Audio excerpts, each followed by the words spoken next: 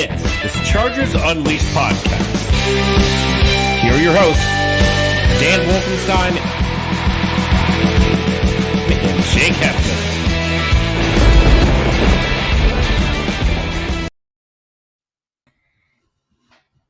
Welcome to another edition of Chargers Unleashed. Jake Hefner and Dan Wolkenstein here with you from the LAFB Network. Today's show, of course, being brought to you by UFC Fit and Temecula, Golden Road Brewery, Charger Bolt Family, Tick Pick, and Bet Online. Dan Wolkenstein, we are less than 2 weeks away, sir. We are 10 days. We are in the home stretch. The draft is literally at the tips of our fingers. It is almost here, for the love of God, before I check myself into an insane asylum with all of this draft news that is going down. The hype is real. Everybody's geared up. Want to thank everybody real quick who's joining us live on the show and in the chat room for our live Q&A session tonight. All around, of course, everything draft related as it pertains to the Los Angeles Chargers. Dan Wolkenstein, happy Monday to you, sir. How are you? Happy Monday to you, Jake. We are, 10 days? 10 days away from the draft? Woo-wee! Guys, welcome. Gals, welcome to Chargers Unleashed live. As we mentioned in the chat, anyone who has any questions, comments, concerns, topics they'd like to discuss, leave them in the comment section here. We will be doing all of this live as we go. Thank you guys so much for joining. We've got some questions that we've gotten from a few different channels that we'll go ahead and discuss here. Got some from Instagram, some from Facebook, some on the voicemail. And then obviously we'll have everyone that's coming to us live. So, Jake, I am doing great. I feel like we're all in this point now where everyone's kind of freaking out about all the news that is or is not coming out. It's lying season. How are you? You know, it's weird how the news changes on a day-to-day basis. I think I've read more than enough of my fair share of mock drafts to have a good idea as far as who should be available and who's not going to be available and who I have my fingers crossed for and who I know the pulse of the Chargers fandom has their fingers crossed for. But we're going to get into that a little bit because I woke up, it's a typical type of Monday where, you know, you really just don't feel that good about anything. And especially when I started thinking about a certain draft scenario for the Chargers here, it didn't put me in the best mood. So we're going to discuss that in just a little bit. But before we get started, because I want to spend as much time as we can with everybody's questions and talking a little Chargers powwow here, I want to remind everybody that our show today is, of course, being brought to you by Bet Online. BetOnline is your number one source for all of your betting needs and sports info and odds. Find all the latest developments, including everything for this week's NBA playoffs, as well as the Major League Baseball season as it is now in full effect. BetOnline is your continued source for all of your sporting wagering needs, including live betting and your favorite Vegas casino and poker games. It's super easy to get started, so join today. Just enter the promo code BLEAV, BELIEVE, and learn why everyone is saying BetOnline is the fastest and easiest way to wager on popular sports and games. BetOnline, where the game starts. Woo, Jake, you're batting 1,000 on these live episodes where you get the ad reads done. I'm impressed, my friend. You know, it's almost like I had it right in front of me. I'm impressed. You're a great reader. Thank you. Jake, for folks who haven't been out there, have you guys seen the draft hats that they are going to be having? Have you seen them live? Like, have you seen it in person? Not just on a picture. I've seen it in person. I have not seen it in person. Okay, I'm not gonna lie. In person, these hats are sick. They look different in person than they do on a picture, but highly recommend to see all of the draft picks wearing these as we see them in a few short days. A few things coming up, Jake. It's going to be fun. Guys, we're going to be having some special guests upcoming as we have the Chargers offseason officially starting. You're starting to see people coming into the building, got workouts planned, so some fun things in store. Guys, all right, here we go. Quick shout out, folks who are already saying hello. Ross Ackerman, yo, thank you for coming on. Jake, are you feeling it now, Mr. Krabs? Asks Ross Ackerman. Who is he saying that to? Me, or is he saying that to you? I can't tell. I might be ignorant here, but I don't know what that's about. I mean, if it is Mr. Krabs, I mean, out of the two of us, I tend to be more on the pessimistic side, so that may be me. But who knows? If this is about money, Dan, it may be you. I mean, who knows? It may be happy. So let's go. Joe Fernandez, shout out. 10 more days. Let's see what he says. 10 days. Let's go. Good to see our Bolts back in the building. Love the dad hat, Dan. Hashtag flat bills matter too. Jake, someone decided to rip me for wearing a flat hat a week ago, saying like, oh, I forget exactly what he said, but basically like, I can't believe an adult's wearing a flat hat. And I was like, since when does a flat hat matter?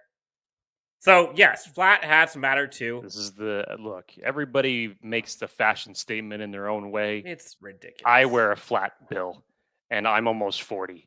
And guess what? I don't care. But you are beautiful, Jake. Thank you, Joe. Jacob Rar. Yo. All right, Jake, let's get right into this. So questions and topics. First question, or it's probably more of a topic, came in from Instagram. Let me go ahead and pull this thing up. Let's see. Pardon me while we're doing this live. We've got a question in from, I believe it's Gotham Anatha, who asks, do we have a chance to draft Jordan Davis? So that's a two-part question. Okay. What are the chances that he'll be there? And two, if he's there, how would we not take him? I give it I give it a 15% chance that he's there. 15. I just think you see this every single combine when guys like this that are this just the measurables and this type of freak athleticism, it always just skyrockets their status. It was the same thing when Von Miller was coming out in the draft. A lot of mock drafts in December had the Chargers taking Von Miller. I forget where they were picking that year, but a lot of them had him taking him. And then he went out and he did his combine and his pro days. And of course, that is what skyrocketed him all the way to the second overall pick. Same thing happened with Dontari Poe. Dontari Poe, similar position to Jordan Davis way back in the day.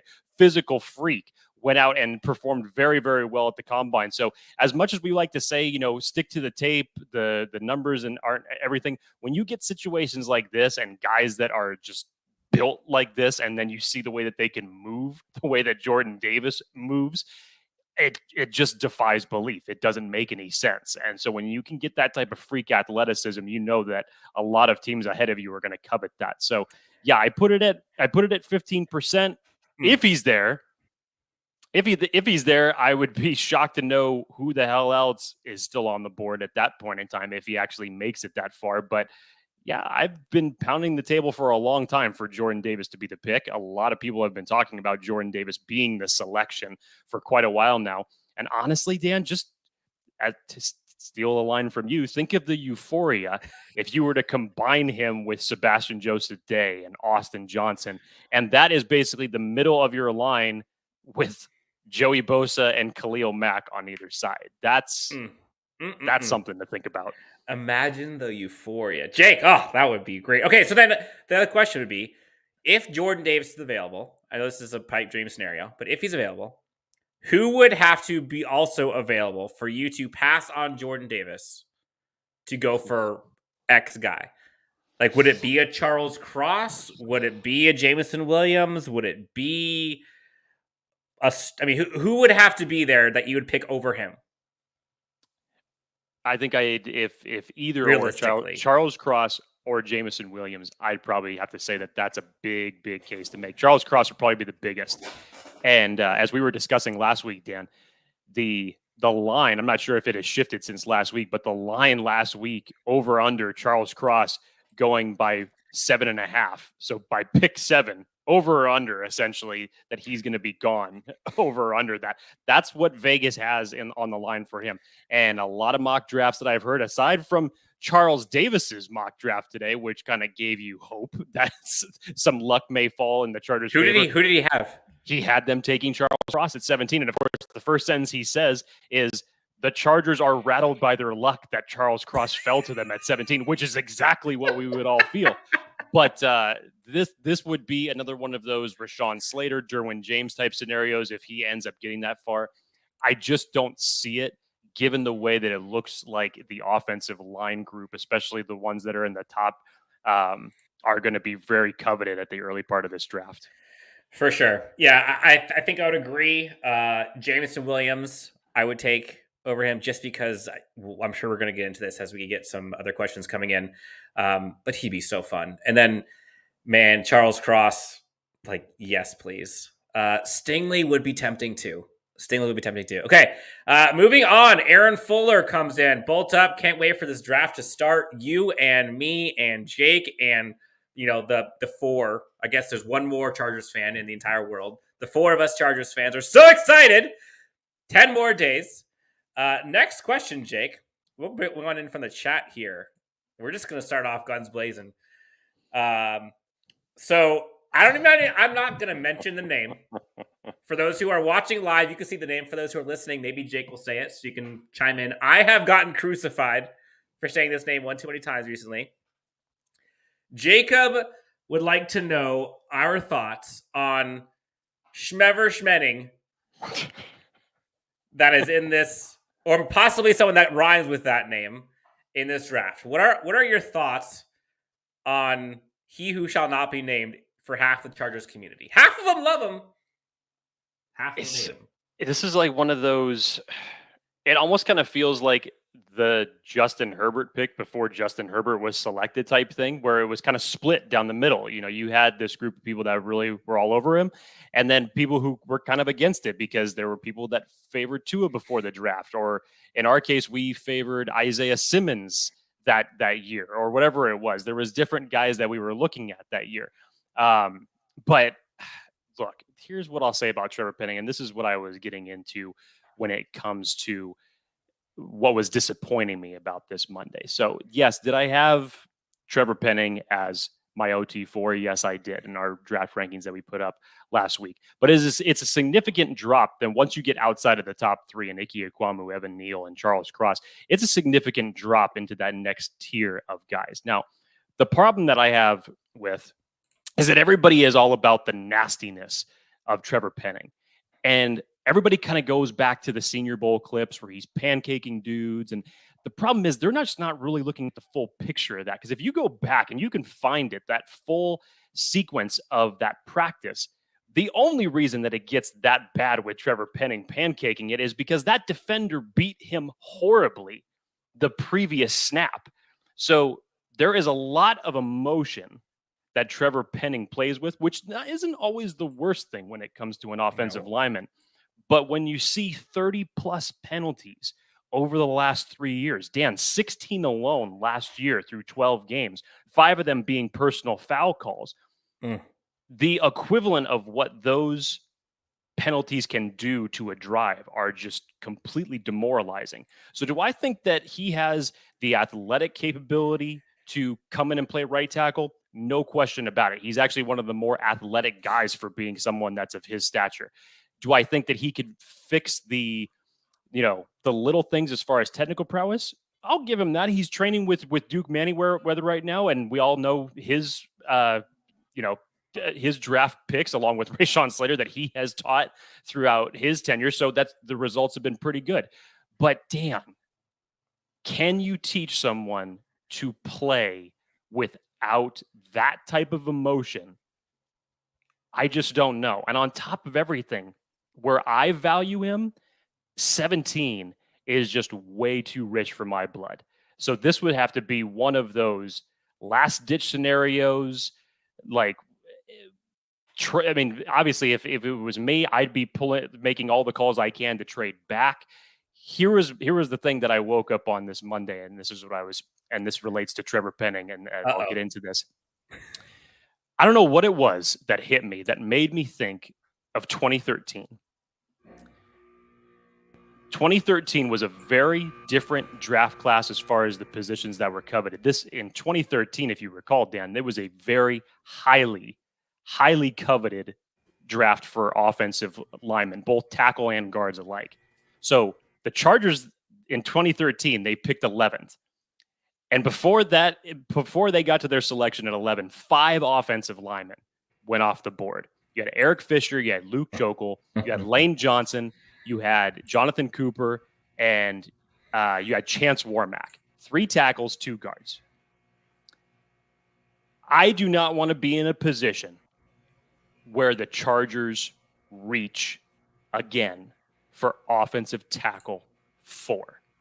And for some reason, obviously just because it's out there so much right now in the mock draft world, I just have this sense that the football gods are going to either make it really close or we're going to be on the clock and Trevor Penning is going to be sitting there, Dan, and we're going to have about 5 good minutes of a majority of Chargers fans sweating from their heads, possibly a little bit of pee coming down their pants, just in anticipation of what's going to happen.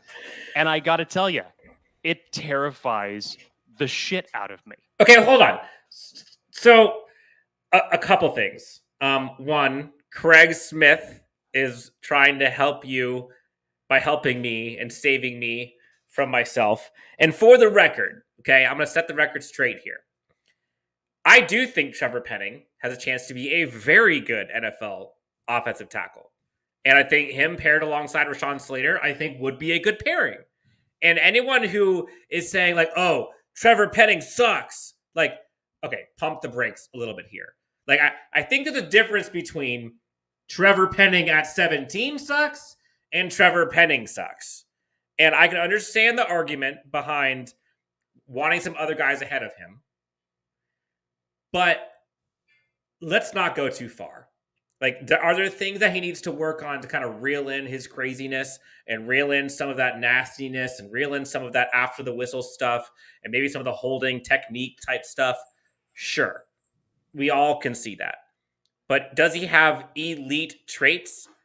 We also can see that. So just calm it down a little bit. And Herb Illist says, Herbalist. I think he... Herbalist. Oh, you're right. Herbalist. I always say that wrong. Thanks for coming in, by the way. Trevor Penning could be good, but I don't know if he's worthy of a 17th pick. Almost feels like settling if Cross goes just before the Chargers. And again, depending on how the board fell, which we can kind of get into a little bit here, like, it could be a reach. But I think what we'll start to kind of talk about here in a bit, what would you rather reach for? Or should you reach, regardless? Like, for example, let's say offensive tackle 1, 2, 3 are gone. And let's say the wide receivers you like are gone. Let's say Jordan Davis is gone and you've got the corners are gone, the top 2 or 3. Like, what's next? If you're not trading back, like, would you rather, quote unquote, reach for the wide receiver that you didn't want at first? Would you reach for the offensive line? Well, offensive tackle, maybe you go into your offensive line one. Like, what would you do? First off, the wide receiver class in this circumstance, because remember, you're not looking for your wide receiver one. It's not like the Chargers have 0 weapons. You're looking for a third guy to come in and complement Keenan Allen and Mike Williams, and obviously with Josh Palmer in the mix as well. But to come in, complement, add another weapon for Justin Herbert, and eventually, hopefully, grow moving forward. But Dan, if it was me in that type of scenario that you played out, obviously the first thing that I've been doing is I'm going to be doing the same thing that I've been wanting for 20 years. And the very first thing is looking to trade down, get some value. Not only do that, if I move back into the mid-20s, acquire an extra second-round pick so that I know that I'm going to have a little bit more flexibility, don't have to sit there and wait while the rest of the teams in my division get to make 1 or 2 picks as the Chiefs have in virtually 4 rounds of this draft. It's just disgusting, their draft capital that they have this year. But you don't want to have to wait and pray that someone that you really like in the 3rd round is going to land there. So if it were me, yes, the first thing I'm doing is I'm working the phones, try to see if I can acquire a 2nd-round pick and see how the board falls to me at that point to see if the value matches up a little bit better. But if I don't get that opportunity, if someone's not willing to make that type of a trade with me, then Dan, Zion Johnson. Mm-hmm. I would not mind Zion Johnson at 17. And we've talked about this, and anybody that's been listening to Daniel Popper about the possibilities of what could still be taking place. Yes, I know that I want as much continuity along the offensive line as anybody else does for Justin Herbert. But Matt Filer has experience playing right tackle. You move him over to right tackle. You could, in this particular scenario, you put Zion Johnson next to Rashawn Slater, next to Corey Linsley, which that's badass enough. And then, of course, the reports out there from Daniel Popper is that there is a very high possibility that the Chargers are still interested in bringing Ode Abushi back. I definitely hope he does, because when he was healthy, he was more than a serviceable offensive line for us last year. So if you were to bring him back, and apparently the word is that there will not be a move done until after the draft. If that is your offensive line left to right, Dan, Slater, Johnson, Lindsley, Abouche, and Filer, that's just a backdoor solution. And that doesn't sound too bad to me. No, I would gladly take that. Let's go through a couple of the people that are here saying hello to us. Chris Eilis. I'm terrible with last names. I apologize if I'm pronouncing it incorrectly. Hey, Bolt fam. Shout out hello. Craig Smith asks, does Trevor Penning remind you of DJ Fluker? DJ Fluker from the standpoint that I was making as far as the reach goes. DJ Fluker that year in 2013 was the 4th offensive tackle taken. In this circumstance, for a lot of people, Trevor Penning may be the 4th offensive tackle taken wherever he goes. But from a standpoint of nastiness, no, because DJ Fluker was just the nicest guy in the planet. I never really saw a big time nasty streak other than maybe one time or two. But just the technical aspects of it, Dan, there's still some things that he has to work on. Yes, he's athletic from Penning's standpoint, and I could see those similarities from Fluker. But if I could have gotten the nasty streak from Penning, maybe with Fluker's discipline and with refining his technical skills a little bit, he may have ended up turning out to be a better prospect. But yeah, as far as the reach goes, that's exactly what I thought of when I was thinking of this morning, was those old DJ Fluker memories of us reaching and not playing the board correctly the way that it should have been done. Fair. Okay, for folks who are just tuning in, if you have any questions or topics you'd like us to discuss, this episode is for you only. So we want to get as much engagement, as many questions and topics as we can in here. Next question, Jake, from Ross Ackerman. Favorite 3rd round wide receiver? We hear everybody talking about the Jameson Williams, talking about the Treylon Burks, talking about the Jahan Dodsons, talking about the Garrett Wilsons, the Chris Olaves, which we'll get to Chris Olave in a bit here later on. No one is as much talking about day 3. You even hear like Cal Austin, Sky Moore in kind of the day 2. Day 2. Yeah, there you go. Day 3, hidden gems, diamond in the roughs, if you will. Who are some of your favorite 3rd round or day 3 wide receivers? It's kind of, in this case, if I'm reading this correctly from this question, it's day 2, but in the 3rd round, as far as the Chargers possibly passing on a wide receiver in the 1st round and then coming back around to it on the 3rd round, depending on who it is that they take. But it's all kind of circumstantial because everybody has all these different rankings for this wide receiver group. And yes, it's deep. And especially for the Chargers, they're in a good benefit from the standpoint that really what they're trying to get is speed and yak, which thankfully there's plenty of to get in this draft. You're going after a wide receiver 3, not necessarily a wide receiver 1, which obviously those are going to be coveted at the top of this draft. But Dan, we've talked about this through our positional breakdowns. And Alec Pierce from Cincinnati, a John Mechie, maybe, who falls down there in the 3rd round. Personally, I think Sky Moore has the biggest chance of anybody, along with Jahan Dotson.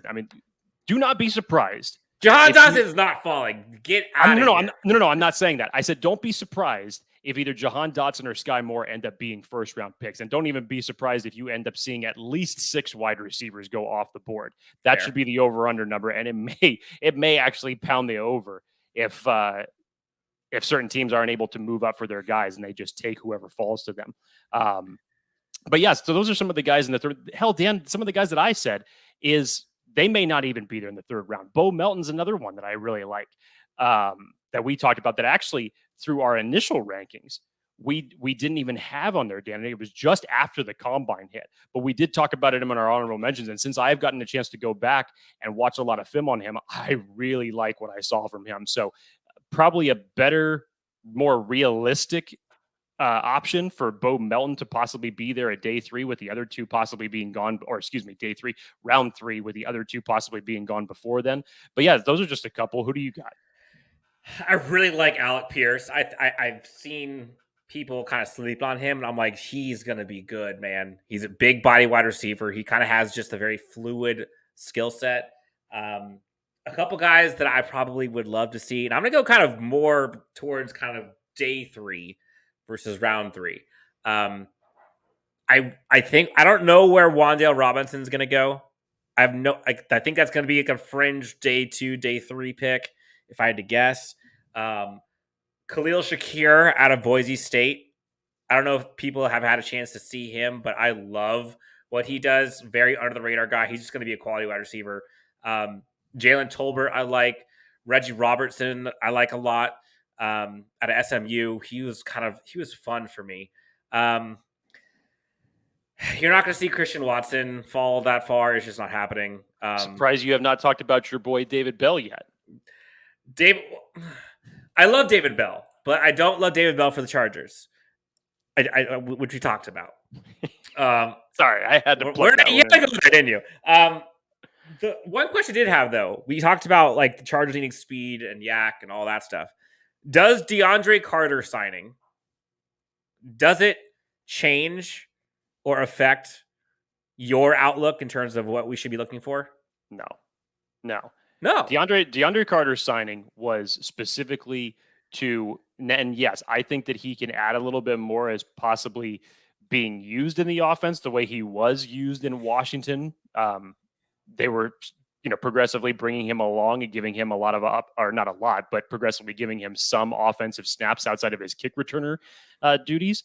But this was strictly a move, first and foremost, to get younger at the kick returner position. As much as I loved watching Andre Robertson, what he brought to our kicking game, and even at his age and even at the speed that he still have, this is a progressive move for the Chargers. You get a guy who is I think he's 5 years younger than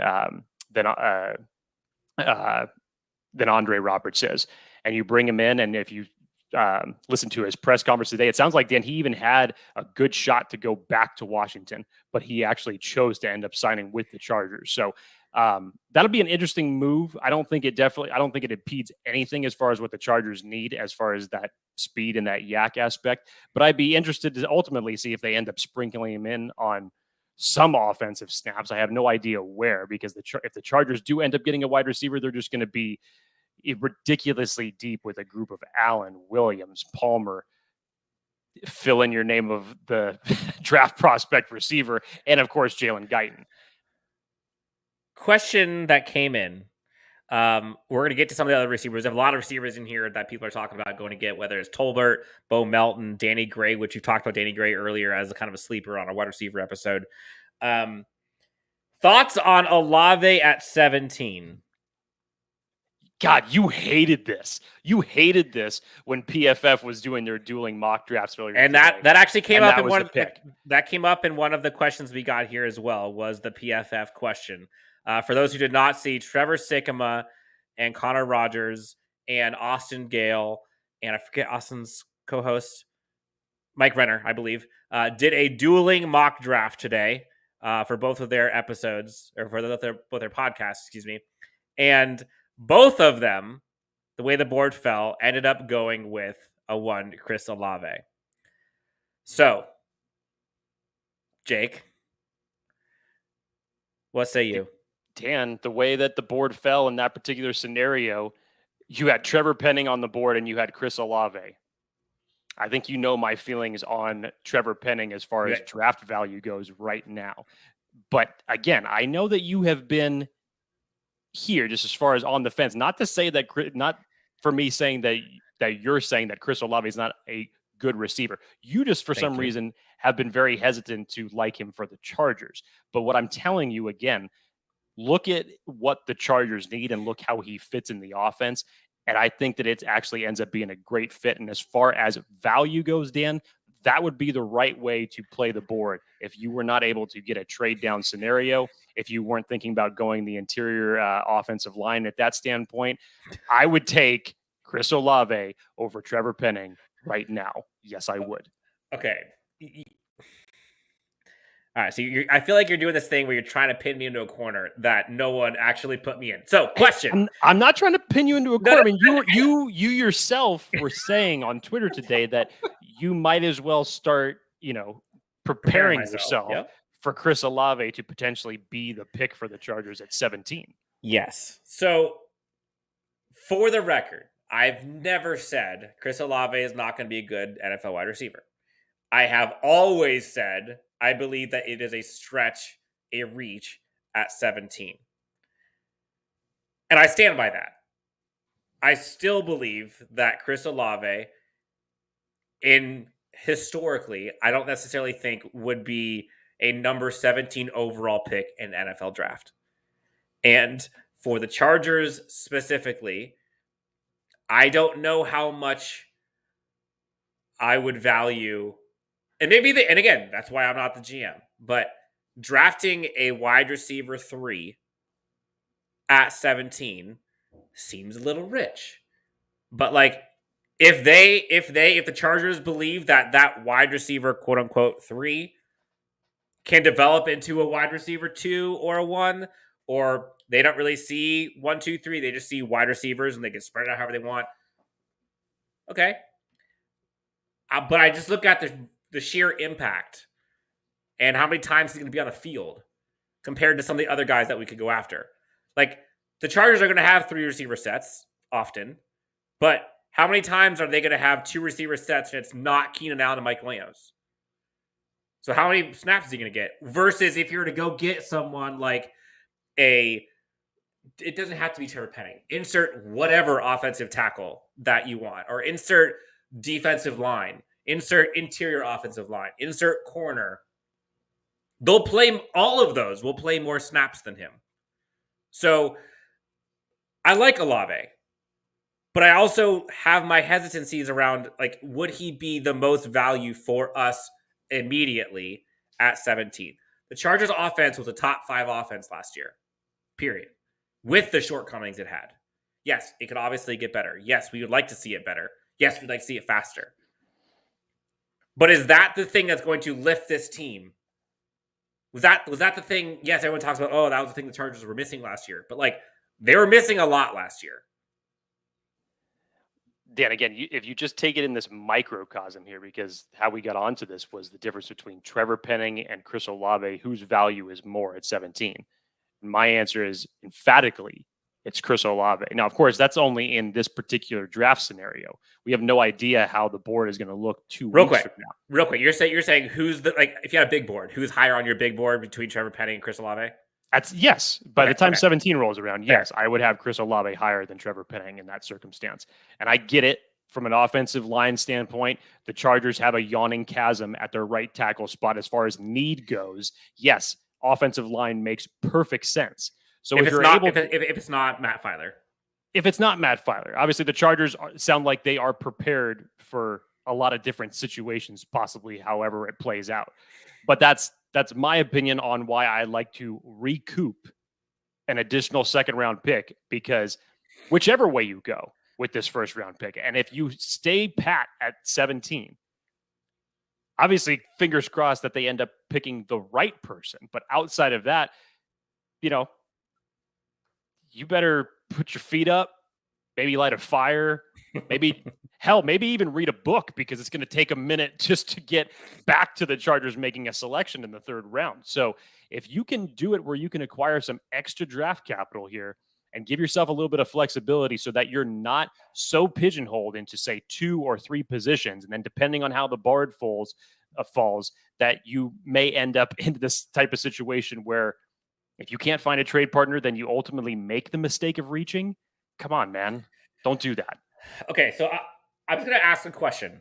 Okay, this is not poo-pooing anyone in particular, but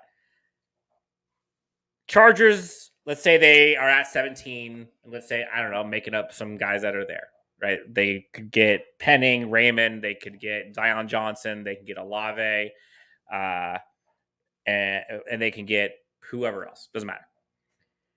And let's say they are looking at Olave.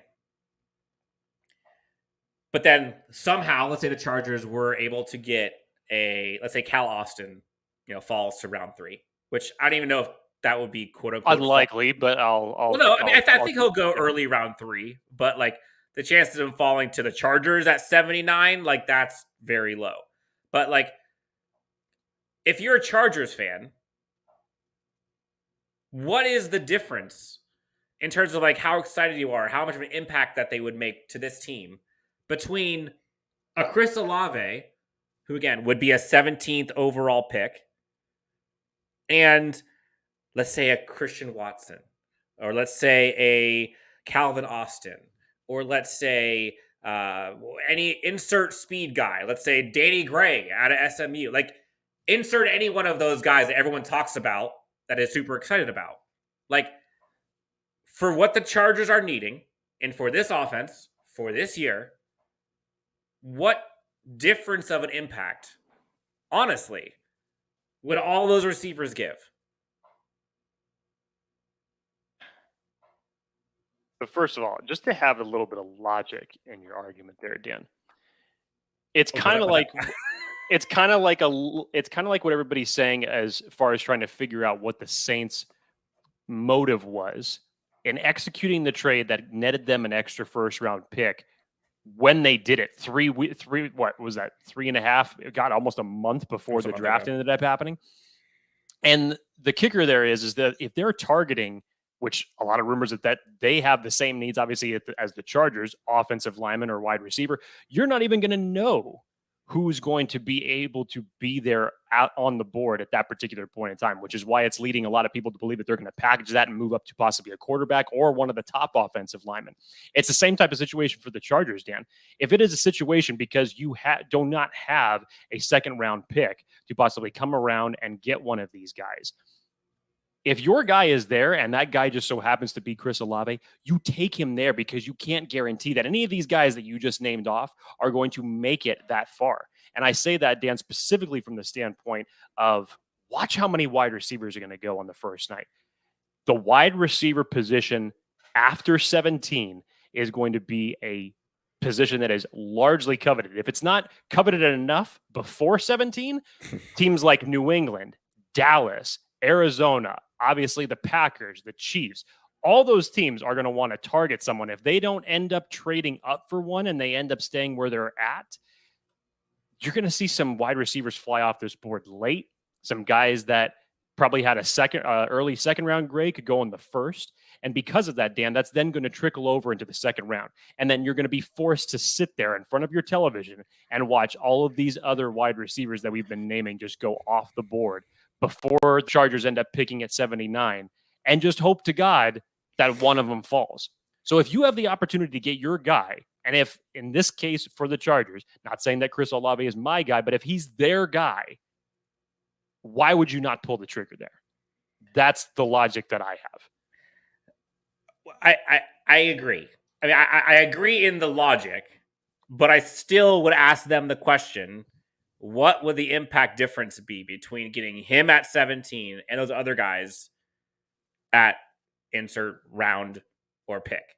It just, that's the hesitancy I have. Doesn't mean I'm right, but that, again, I would love to be wrong, and I would love for him to turn into the next faster Keenan Allen, faster Devontae Adams. Like, yes, please, I'll gladly come on here and tell everyone, like, oh, thank God I'm wrong. Please happen. But, like, I'm also trying to be honest. All right, next question, Jake.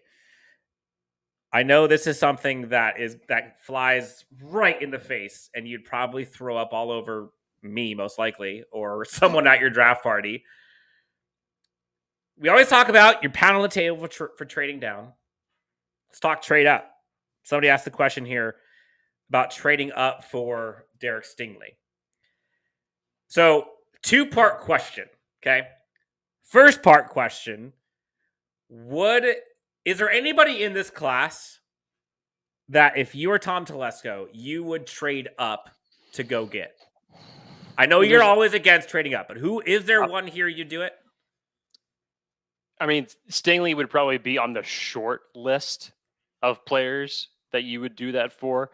Either that or possibly one of the top offensive linemen. If you knew for a fact that there was no chance of Charles Cross falling to 17 and you thought that was an absolutely coveted need for you, that you had to fill that right tackle spot, then that may be the case that you go up and get one of these guys. But it's a very short list.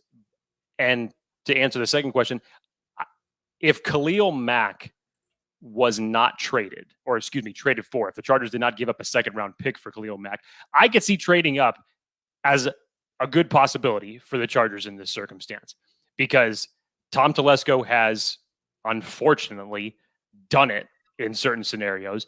And when he's done it, it hasn't played out that well for him thus far, which is why I'm so against it. But if they were not already down second round draft capital, I could see this as a faint possibility. But because they don't have a second round pick in this scenario, I just don't see the likelihood of that taking place. Stingley is a phenomenal player. If for some reason he fell to us at 17, that would definitely be one of those Derwin James type of moments. But I just can't see it. I can't see that taking place. I don't. It's funny because it depends. This is tough because I think the Chargers are obviously in win now mode. And if that's the case, and they can pull a Rams and just say, like, let's F them picks. I'll just go ahead and, take all of my draft picks and funnel them all to this year and go get either trade up for another first round draft pick or trade for their player, whatever. I could see them saying, you know what? If we're one offensive tackle away from being elite and Charles Cross is still there with, at the Vikings pick, I think they're picking like 11th or 12th. Like, if they did it, I don't know if I would do it, but I would be like, I get it. Like, I totally get it. And I wouldn't hate it. There's no way you could hate that pick. There's no way. Trading up for a guy like Stingley is a much bigger risk. And I think Stingley has an incredible ceiling. And the guy has elite traits, elite skill set. Like, the dude is a beast. But there is more risk there. He's not as, in my opinion, surefire as a Charles Cross would be in pass protection. And so going corner with already having J.C. Jackson, already having Asante Samuel Jr., already having Mike Davis, which people are either low on or don't know what he's going to be in the future for the Chargers, already having a secondary that's like much better, and adding to that advantage or to that improved secondary already, like, I guess, but when you have a gaping hole somewhere else, it's just hard for me to envision that. So to answer the question, the only thing that if it was me, if I'm the Chargers, I can see a trade up for either the offensive tackle that you wanted. I could see it for possibly the Jordan Davis, which I know some people don't even want him in the first round, but like I do. And I could see it for the wide receiver that they want. That's not the one we've already talked about. Otherwise, no, I really don't see it. I just don't. There's a lot of class. I mean, in my opinion, for the most part, you trade up for quarterback unless you have a quarterback, and you trade up for the guy to protect him. That's kind of the way I see it. Is there anyone that you trade up for other than maybe an offensive tackle? No. But again, that's because I'm so against trading up. You know me. And look, for trading up for some people works.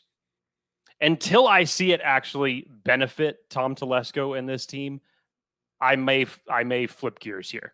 But in this circumstance, with the Chargers not having a second round pick, I just can't see them giving away extra draft capital, even if it's extra draft capital next year. Would they possibly do it? Would Tom Telesco do it? Yes. I just can't see it for the fact that they're already down one of their high value draft picks, that it would take place. I mean, Dan, the trades that have taken place under Tom Telesco's watch: Manti Te'o, Melvin Gordon, Kenneth Murray. Stop it. Stop it. I don't want to see another trade up because he's 0 for 3 in that circumstance. You don't want to see it. No. Jake, so someone comes in here with a question or with a comment. Latest Chargers post 22 minutes ago gives me chills. Do you have any idea? Elaborate, please. We're live here. Do you have any idea what that is about? I have no idea what that is about. Okay, we've been on the air now for. Please, if you can, Ross, if you can get that to us, send it. Full send. All right, Jake. Other topics we've got here. it's not necessarily a topic, but we had a voicemail that came in. Let me see if I can pull it up. Give me one moment here.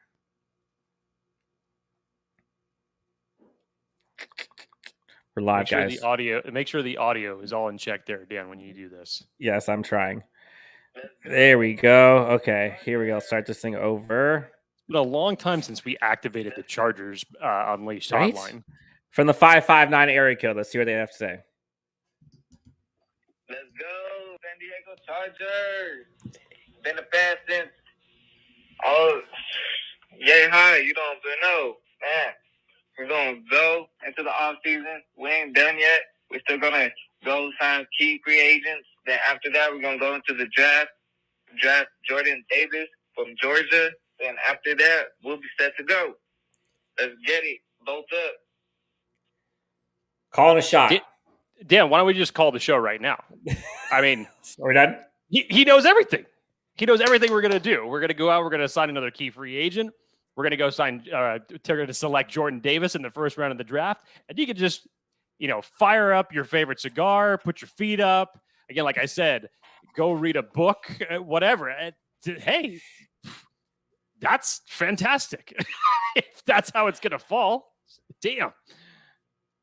If the charge, if that's how it falls, yes, I'm taking it, 100%. Apologies for the FaceTime. Is that someone calling the Chargers Unleashed hotline again all of a sudden? No, that'd be weird if I answered a FaceTime from somebody on the Chargers Unleashed hotline. That'd be hilarious. Yeah. So Jordan Davis, I think it's funny. We've all seen it as kind of the time has gone on.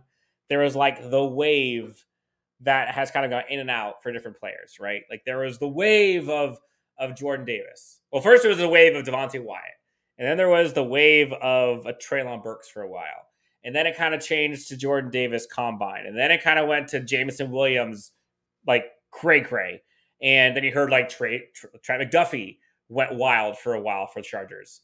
You heard all kinds of waves kind of going in and out. And I think what's important for all of us to recognize and to realize and to remember is we're in the middle of smoke season right now, and everyone included in the media, you kind of get paid for content.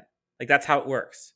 And there's only so much you can say about the same thing over and over and over again. So people will just say random shit because hey, maybe it'll work. And then if that one crazy mock draft that has Jordan Davis going number 29 were to happen, that guy's a genius. But so come on, chill. But also try to drown out the noise as much as you can, which I know is impossible. We all fall victim of it sometimes. But Jake, for example, I go back to our wide receiver episode that we had 6 weeks ago. It feels like 6 months ago, but 6 weeks ago. And I have Treylon Burks as wide receiver 1. And I think I had Garrett Wilson as wide receiver 2. Or no, I think I had Garrett Wilson wide receiver 3, Jameson Williams number 2. And people thought I was crazy. But then there were also people that thought I was dead on with Treylon Burks. And all of a sudden, Treylon Burks is now, no one's even talking about him. Late first round draft pick, which I find insanity. The guy could easily turn into he's not going to be Deebo Samuel. But he has that archetype where he could do everything on the field for an offense. And so as much as possible, I guess my request is drown out the noise, but also go with your gut and your own eyes. There are some guys that you're hearing people talk about where you're no way. There's no way. And some of the guys we talked about, to be honest, are those guys to me. But everybody just PSA, just trust your gut and actually watch some tape before you start talking about all these guys. Jake, you're up. What's next? Oh, I thought you were feeding all of this right now, Dan. Honestly, I was just listening to everything that you were saying right there about the wide receivers. I was just ready for the next shot. Who's got it? Okay, so we've got, first off, some friends have come in. Charger Chat podcast has come in. Friends of the show.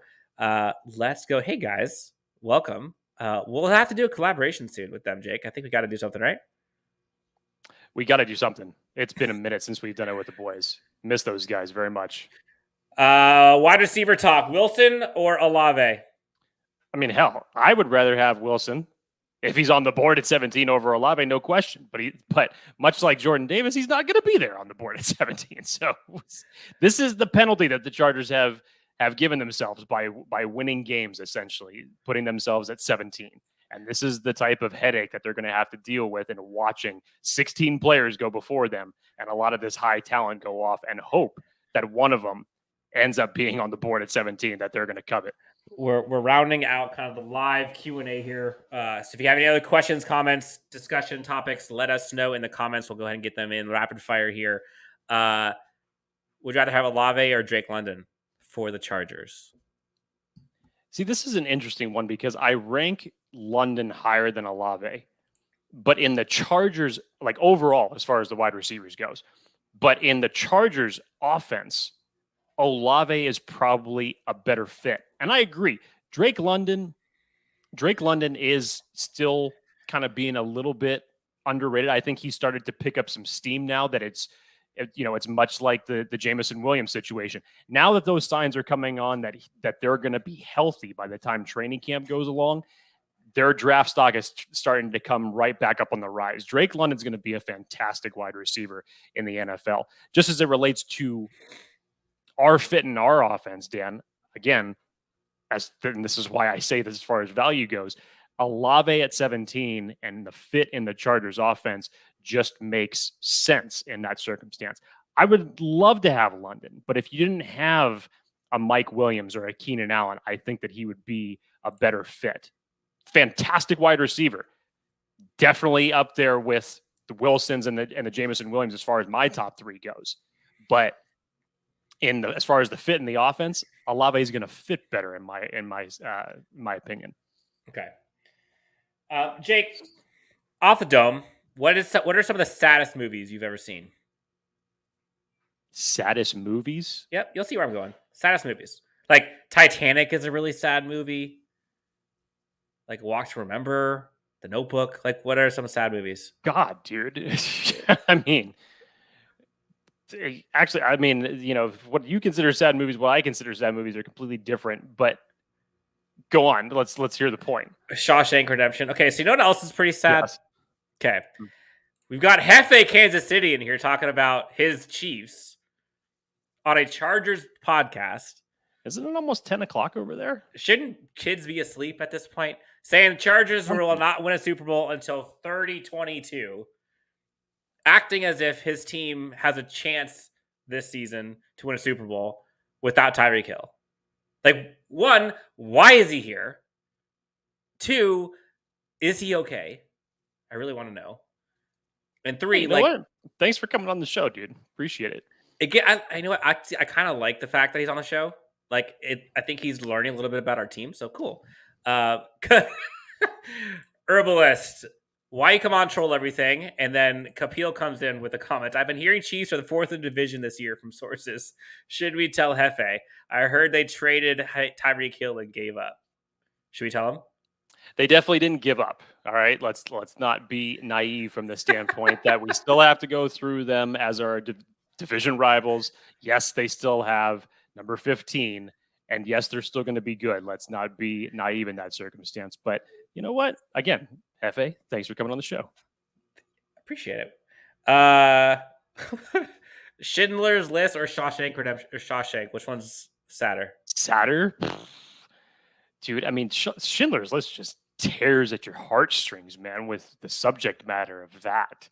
I mean, that's just you got to be in a certain mood to sit back and watch Schindler's List. As fantastic of a movie as it ended up being, like visually and storytelling, but you got to be in a mood to prepare yourself to watch that, dude. Those are just like some of those certain horror movies that I've watched that even sometimes get me based on the subject matter. I'm just like, dude, I just need a shower after watching some of these. But yeah, as far as sad goes, I'll take Schindler's List there.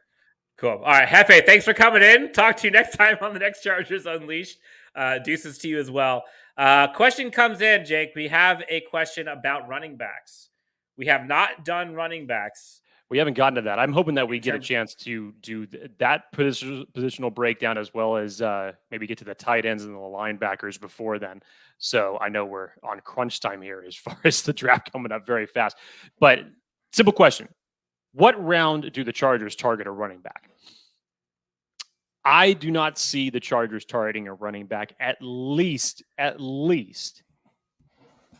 especially if they do not trade back to get extra draft capital to recoup that second round pick. I don't see them doing it before round 5. I just don't. I don't see them doing that. I think that's the ceiling for them if everything stays pat. If they end up requiring a second round pick, Dan, I'll elevate that 1 round and I'll say it's the 4th round, beginning of day 3. No question. But as it stands right now, I'll put the ceiling at round 5 for that conversation to start. Okay, so I kind of go back and forth. I'm being completely honest. I don't necessarily know if I like it, but I've seen a lot of people like, oh, could you imagine the Chargers go like round 3 and like just get their dude, like a Breece Hall, or pick a running back that's one of the top. Like I know it would be a luxury pick. It'd be a luxury pick. Yeah. But like, let's say they get an offensive tackle and then they go and get some freak running back. Or they get, what's Delvin Cook's brother's name? I forget his name, but love him. Like, it'd be kind of cool. We've heard a lot of talk about like Austin Eckler needs a second running mate. And I know everyone talks like, oh, you can get running backs whenever. You can get running backs, whether it's in free agency, you can get them later in the draft or undrafted, and they only last several, whatever. Like, it hasn't worked for us recently. So I get it, but I mean, hey, it's you've taken you've taken a running back in the late rounds these last couple of years. Larry Roundtree, Joshua Kelly. And yes, neither of them have ended up picking up that banner behind Austin Eckler for you. Justin Jackson, unfortunately, just hasn't been able to pan out as that number 2 guy, even in the times where he has flashed and looked good. Of course, health has been the biggest hurdle for him to overcome. So yes, you do need that. But given your other needs, like you said, Dan, it's a luxury pick. You still have Austin Eckler back there. So given your other needs, those are more pertinent to address earlier. Even if you're telling me that you only are going to have 2 draft selections before day 3 even begins, then I am definitely not spending one of those on a running back. You're not going to convince me otherwise. No, I mean, I think I agree, but like, it's kind of enticing. I'm not going to lie. We've got a question here on Facebook, actually. From a Roger Anderson, and this has to do with kind of the fan turnout at SoFi. And he's curious and asks about whether or not we think, or if they think, or if we think that the players hear or are upset or have feelings about kind of the home fan situation in LA. And, obviously, like, I've been there, and going from game 1 home game of the Cowboys to like the last home game of the season, like complete night and day in terms of like the percentage of quote unquote away fans that were there for the Chargers game. I was at that Thursday night game for the Chiefs. I was at the Raiders game. I was at all of the home games last year. That Chiefs game at home that we ended up losing in overtime was by far the best home turnout I have seen this year to date. But the question is, like, do you think the team sees it? Do you think they're worried about it? Do you think they understand? Do you think it's an issue? Yeah, I think enough time has passed here. I mean, honestly, and I get it. I've been a fan of this team going back to my wee age as well, since I could walk. But at the same time, we don't need to open up that can of worms again. It was an extremely unfortunate situation that happened. And there were mistakes made on both sides as far as ownership and as far as politics goes that got us to where we are today. I think the last person that it truly bothered, but he never really disclosed it that often, was Phillip Rivers. I thought the same thing. I think that he was the last player that it truly held a weight on him.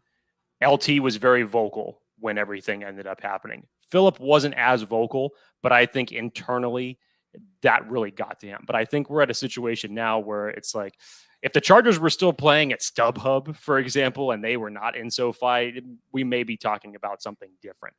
But no, I don't think that is something that any of these players are dwelling on now. It's a different age. Those players are different from the time that everything happened, and they've moved on. It's kind of wild. Little nugget. When I was at Radio Row, Jake, we, there's all kinds of players and stuff that are there. You saw Justin Herbert, you saw Josh Allen, you see insert all of the guys. Got a chance to interview and talk with Austin Eckler for a bit. And you forget like how long you've been a fan and like what years are. And I remember I was talking to him a little bit off camera and we were just kind of chatting it up. And I was telling him like, man, like I've been a fan since the SD days. Like I got this like San Diego jersey with Chargers Unleashed on it and all kinds of stuff. And he was like, yeah, I mean, that's awesome. He's like, but I haven't even like, I wasn't even here when they were in San Diego. And I was like, huh.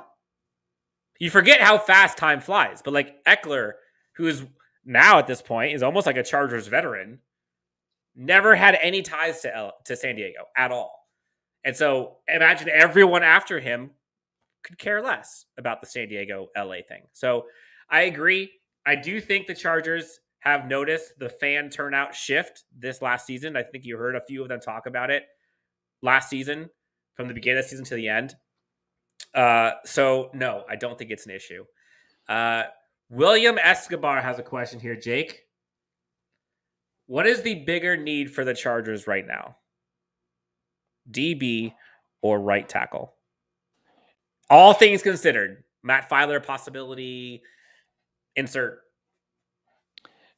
This is right tackle by a landslide, because right tackle has more of a value on keeping your franchise quarterback upright.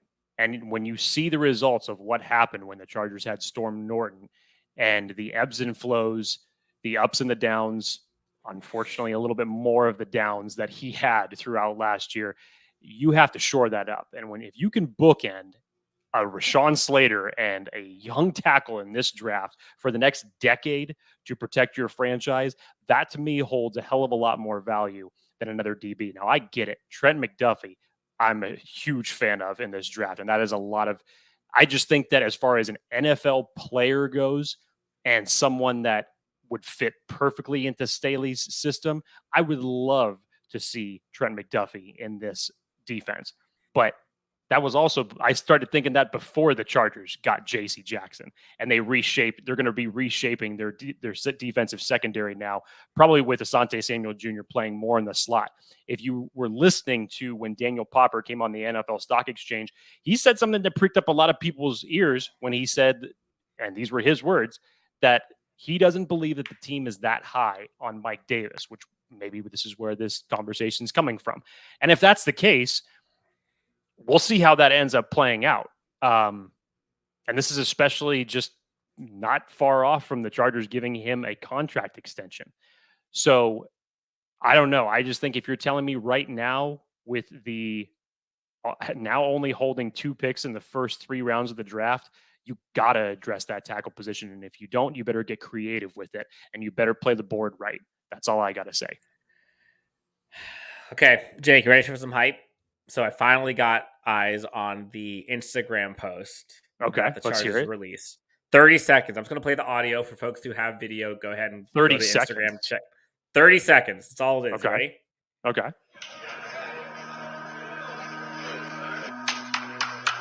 All right, guys, here we go. Great to be around you guys. Fellas, it's been too long. 3 months and 8 days. I see what this is. I want you guys to think about this concept of a gym rat. And I want you guys to start thinking about that term, because you guys get paid to play football for a living. All right, in order to be good at it, you have to work at it. You have to work at it. Gym rat's already speaking my language, dude. Damn. Dig it, man. That's a hell. God, don't you miss that?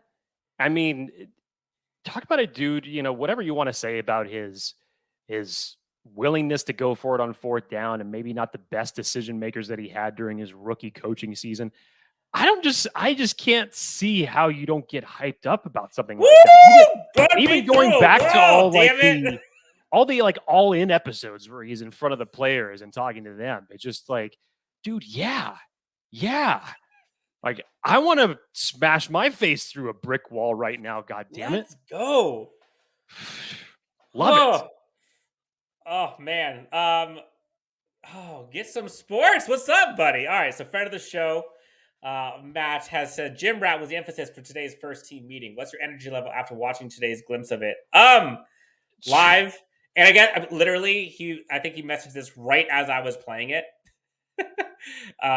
So I apologize. I wish I would have just listened to yours, but we all needed to hear the it. level of hype has not diminished. No, that's for sure. So no. But okay.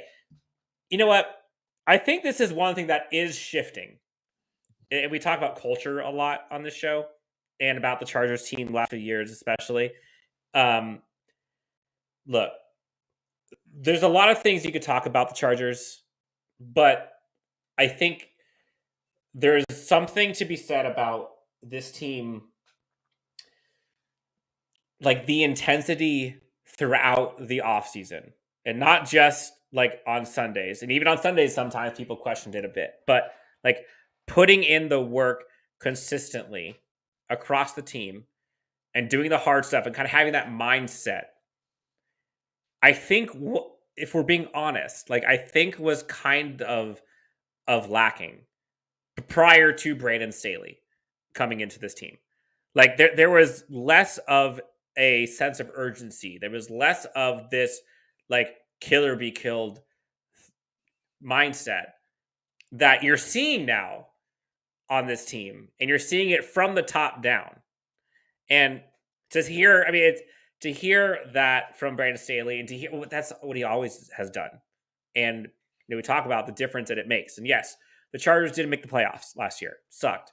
They won 2 more games than the year before. Great. But everyone, including the team, players, coaching staff, GM, everyone, last year, more or less, record-wise, was a failure. But for how much that they changed year over year, from a culture perspective, from an identity perspective, you can't, like, I honestly do not remember seeing a team, an NFL team, change that much that quickly. Entire coaching staff changes. Entire philosophy changes. Entire defensive scheme changes. Like, that just doesn't happen. It's probably, obviously you can't grade that from a win-loss record because that was the unfortunate part about this last season. But, Dan, I get where you're going, because when you start looking at, go all the way back to, from when the Chargers were in their heyday in 2006, and they fired Marty Schottenheimer and they brought in Norv Turner, and the coaches that continued from that standpoint, the Mike McCoys, the Anthony Lynn's, obviously they all approached a head coaching position with the goal to be good, to take them to the playoffs, and to win a championship. But there was a mental philosophy as far as being leaders of men that unfortunately just did not translate with those locker rooms and those players. The funny part about it is here, and I have to bring this back because, we all talk about the kill or be killed, the go for it on fourth down, we don't give a damn type of scenario. Remember when we were going through that the very first few weeks of the season, and we were actually perfect on fourth down conversions at that point. I think we were 5 for 5 or 6 for 7. I can't remember what the actual number of it was, but this I thought was hilarious. A couple weeks ago, if you were listening to oh my gosh, why am I just totally blank on the show? But Keyshawn Johnson in the morning with Max Kellerman on ESPN, he was doing his rankings of his teams. And I can't remember exactly where it was as far as what number it goes, but he had the Saints ranked above the Chargers. And Max Kellerman, who's obviously a huge Justin Herbert fan, asked him point blank, said, Key, why do you have the Saints ranked above the Chargers?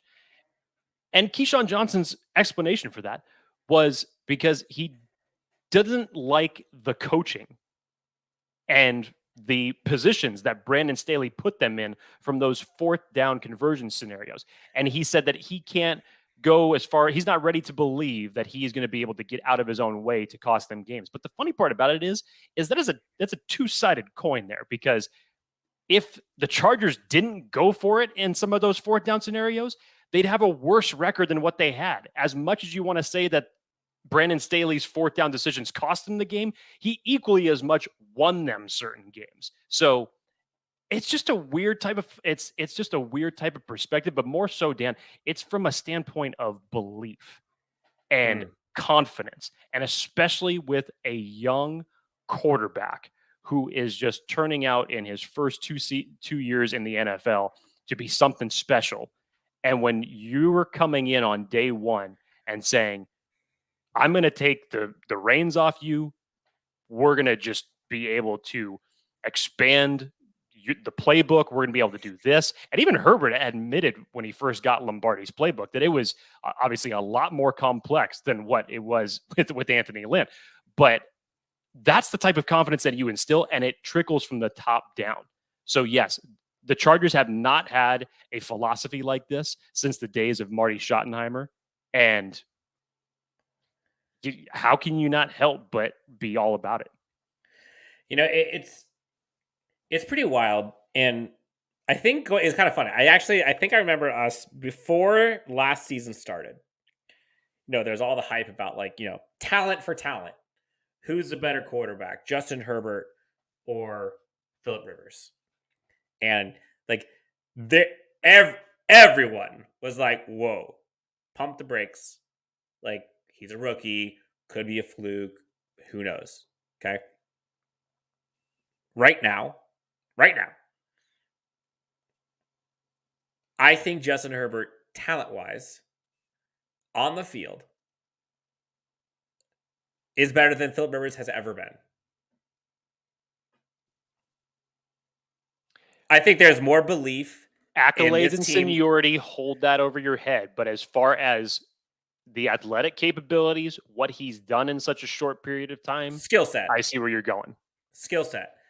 I think the Chargers are more confident in their quarterback winning a game for them than they ever were with Phillip Rivers. And that's no disrespect to Phillip Rivers, because I love Phillip Rivers. And I was a Phillip Rivers apologist when we saw all those interceptions kind of happening at the end of games. I'll take it every time. I love Phillip Rivers. But I think everyone can kind of allude to this and kind of resonate with me on this. There's a different feeling for me. And it was since the rookie year, at the end of games with Justin Herbert, parentheses, and Brandon Staley, than there were previous regimes. It's just a different feel. And whether that's aggressiveness, whether that's skill set, whether that's mentality, whether that's smarts, it seems like this team is now in it to win it. They're not in it to not lose it. They're in it to kind of go for the jugular when they can. So yes, in short, to wrap up kind of the whole, how hyped are we after that little Instagram post that the Chargers put, a lot of hyped. And part of that is because of what Brandon Staley's built. Part of that is because of this quarterback that we have now on a rookie deal, which we've talked about ad nauseum. And then apparently, for folks who do not get to see it live, in that video that the Chargers put out for hype, Justin Herbert apparently was amongst those in front doing the sprints. And if that's not the quarterback of your NFL team, sorry, but he's ours. I think it'd be an insult for any NFL team if the quarterback wasn't out front doing wind sprints. I mean, come on, yeah, it's cool to see when it's your guy, but I mean, just in general, as far as football goes, you want your leader to be out in front. So. Okay, but do you honestly think that? Well, one, do you honestly think that Tom Brady's even in the sprints? And two, if he was, do you see him being in front? No, because he's earned the right to never do another wind sprint in his entire life. And secondly, yes. If he made the choice to do it, yes, I actually see him being in front. I do. As much crap as I give number 12, and as much as I am, a closet despiser, yes, he would be, Dan. The only way Tom Brady would be ahead doing sprints is if he paid all of his linemen and all of his special teams and all of his position players like a Rolex or like a nice steak dinner to make sure that for the gram he could be up front. There's no way. Let's get back to some. Let's knock these last questions out in the next 5 minutes. Let's get back to the draft. All right, fine. We are wrapping up. All right, Jake. All things on the table. All things. Whatever you guys have, go ahead and send them in now. Brock Lesnar is on the show. Holy crap! Brock Lesnar is in the chat. Shout outs from a quote unquote Brock Lesnar. All things considered, who do y'all think we get at 17 in the draft? Now, I know you're thinking, well, it depends on how the board fell. You're thinking, if we don't trade down, like all things considered, what are you predicting the Chargers do at 17? It is. For folks listening, I'll give you a chance, Jake. For folks listening, watching, put up your predictions. If you're right, we'll post them. We'll do something for you. Who do the Chargers get at 17? Jake, go ahead. Dan, you're not going to like my answer, and I'm not actually even going to. I know I'm not even going to name a player here, but it's hard for me to see how the board goes and then measures that for need. And given the fact that the Chargers haven't traded down in what is almost 2 decades essentially now, I could see them reaching for a certain player and not working the board correctly.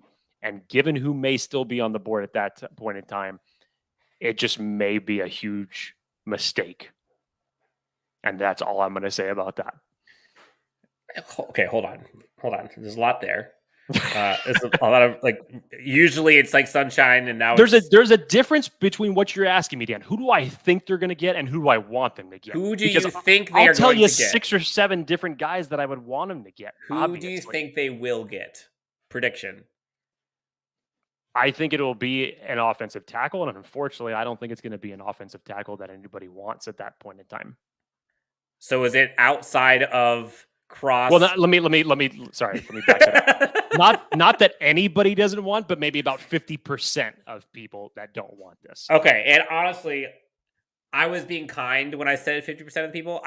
I don't think I have seen a player that is disliked more than Trevor Penning by a fan base. Like Justin Herbert, I think, there was like a 50-50 split. That's probably more than that. But they weren't against Justin Herbert as a person. They were questioning whether or not he has a high ceiling, whatever. But I don't remember there being that many people who are like, no. No. Dan, when you've been looking for a serviceable right tackle for this long, essentially again, since the Jeremy Clary days, in reality, you want somebody who's going to stick like the guy who you hit a home run on last year. That's what you want. Okay, so I haven't got a chance to think about this. All right, so who do the Chargers pick at 17? Who do I predict? So I'm going to answer this, think about this live. I don't see the Chargers reaching. I don't see them being passive, given their new coaching staff and given what they've done so far in free agency. So I do see them being aggressive. So in my eyes, I think they are going to go for someone who can make an immediate impact day one. God, you'd hope that they would do that. In a skill, but in a position that they can make skill and impact players throughout the game. And so I think they're looking for a starter. I think they're looking for someone who can change the game. And so pipe dream scenario would be Davis, Cross, Williams. Pipe dream. I think those are 3 game changers in that order. If they're available, one of those 3. Okay. If any of those are available, you'll be praying and running it in. But if I'm being realistic, what will the Chargers do? I think it's going to go one of two ways, one of which I'm going to have to process, the other which would be a corner. I think that they're going to go like a Trent McDuffie type, which I think would be a solid pickup for the Chargers. I think that makes their defense better immediately. Or they go wide receiver. I think it's one of those two positions. I believe it too. I'm just thinking in my head the way that the board is going to fall. I'm totally there with your level. It should be an offensive tackle or a wide receiver is who they should select with their first pick. Mm-hmm. I just have a bad feeling, and again, based off of how I woke up today and what I started thinking of as far as bad memories goes, and reaching for offensive tackles brought me back to 2013. I am the wrong person to ask this question to right now. That is simple as that. All right, guys, we are wrapping up our Q&A live show. Even in the chat, Jake, there's a whole bunch of Penning's great and a whole bunch of Penning's not great. Look, let's just say hypothetically, just put this bet right now. If Penning ends up being the pick, am I going to be excited about it right off the bat? No, I won't be. But if Penning, for some reason, ends up being a fantastic right tackle right out the gate, I will shut the hell up and I will take back everything that I have said. I will definitely own up to my stuff. But I'll tell you right now, not going to be excited about it 10 days from now if that ends up what happening, and based off of probably who's left, who is still on the board at that point in time. But if they traded back for him in the middle to like the end of the first round, like, cool. That's a whole different conversation because you acquired second round draft capital back. But yes, let's knock out a few more of these. All right. Let's see. Jake, there's a few things that I think are kind of interesting, but there's a lot of scenarios. You always pound the table for trading down. Okay. In the scenario, which there's been a few questions in here about trading up, trading down. In a trade down scenario, let's say you were trading down with some team end of first round, and you were somehow able to either get like obviously you swap late round first for your first, and either you got like a late second, early third round pick. What would your strategy then be? Like, what are you targeting end of first round that's different than 17? You could probably be in a position, possibly at that point in time, Dan, if you're one of these people that believe that Sky Moore is worth a first-round pick, a Christian Watson, a Jahan Dotson, depending on where it is that you land in the back half of the first round, that you could target one of them. Outside of that, see what the offensive tackle or hell, even defensive tackle conversation. I keep saying that Travis Jones is not going to fall past the Buccaneers. I think it's at 27, I think is where they're at. I can't remember specifically what pick they're at, but I still believe that he's not going to fall past them.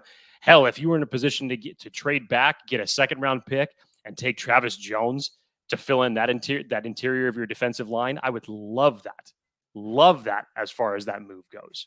We got some folks in here wanting to go for Travis Jones. I know you've been a big proponent of Travis Jones for seems like an eternity at this point. Do you think he's even going to last to the second round if we get a second round pick? No. I truly do not believe he is going to last to the second round. I don't actually, if we're talking about some guys that aren't being talked about enough, I think because everybody's focused on the wide receivers and a lot of other different positions as far as what could happen with all the trade up, trade down scenarios, he's not being talked about enough as far as the type of impact that he can make for one of these late first round teams selecting him. Got folks in here wanting Zion Johnson, which I think Zion Johnson will be available after 17. Like, I think you could trade back and you could probably still get him, if we're being honest. All right, guys, we're wrapping this up. Apparently, Jake, you need to siphon some of the energy from the Charger chat, guys. Man, what else is new? This is one of those times. Normally, this is the time of the season that I'm actually in a good mood. Normally it's during the regular season when I have to watch what I watch, and of course I have to go against Dan, battle his optimism, and bring him down to earth a little bit more. But he's not wrong. He's not wrong, because I know the type of positivity that the Chargers chat guys bring, and I absolutely love it. I could just listen to Wolldog doing, impressions for the better part of an hour and immediately perk myself up. So maybe that's what I'll do. Maybe I'll listen to that, and that'll put me in a much better mood. Yep. No, I agree. When you're feeling down, just listen to impressions. All right, guys, we are going to close out this episode of Chargers Unleashed Live. Thank you guys so much for all of the questions and comments that you brought in. Shout out to everyone who has been in here participating in this one. It's been super fun. Again, if you have not already, go ahead and hit the subscribe, like button on Instagram, on YouTube, which is probably where you're following us. Or if you're on podcast, go ahead and hit the review, do whatever you want. You know what to do. Jake, I'm going to put you on a spot here. You can find the lovely Jake Hefner at Jake D. Hefner on Twitter. You find myself at Chargers Homer. Jake, who is your hope at 17? Real quick, 3 seconds. It's a pipe dream scenario, but if for some reason Charles Cross or Jordan Davis were able to fall to the Chargers at 17, you run that pick up to the podium. Give me Jamison Williams somehow, some way. If something happens and he could be there at 17, that's my guy. He's been my guy since day one. All right, guys, Chargers Unleashed. We will be up here pretty shortly, actually. We have some special guest stuff coming up and some episodes as we get more into the draft breakdowns. Jake, what's our next position we're doing? We'll have to decide, man. We still have a few that we want to take care of. Since there's been a lot of talk, especially with the Kenneth Murray situation, and then, of course, everyone, including us, has been up in arms since Kaiser White is no longer on this roster. Let's get into the linebackers, because it'll be an interesting position to dissect. And as far as when they're going to target a linebacker, it's probably not going to be the first round, because if you literally took another off-ball linebacker twice in a 3-year span, something is wrong with who is executing that draft strategy. But that'll be an interesting position to break down, because I definitely think it's something that they're going to address. Even with Troy Reeder coming onto the team recently, I think that you're going to see a linebacker taken, possibly starting in round 3. Solo man, last comment here, Jake. $100 says Kyer Elam is a Chargers pick. First off, you're making Dan Wolkenstein extremely happy right now with this comment. Extremely happy. Dan will probably match your bet if he had this opportunity. I will donate $100 to charity. The Chargers. He would love for this scenario to happen. He would love for them to trade back and then select Kyer Elam. That would probably be Dan's dream scenario in that circumstance. Amen. All right, guys. Thank you guys so much for joining. Let's go through some of these comments real quick. Ross Ackerman, thank you so much. We've got terrible names. Great stream, gentlemen. Thanks so much. People will be happy to pronounce some of these player names, but you can't properly spell that out. Pronounce his name. Yeah, dude, exactly. I'm the wrong person to ask, because I can't even pronounce the players' names properly. So I have an out. I know I can't do it. HH4 out here with some talk about, so let's go having some bomb draft picks. Guys, thank you so much for joining us. We'll be here soon as we discuss more about the Chargers, more about draft picks, and more players we'll be discussing with as we tune into the next episode of Chargers Unleashed. Thank you guys so much. We'll talk to you later. Adios!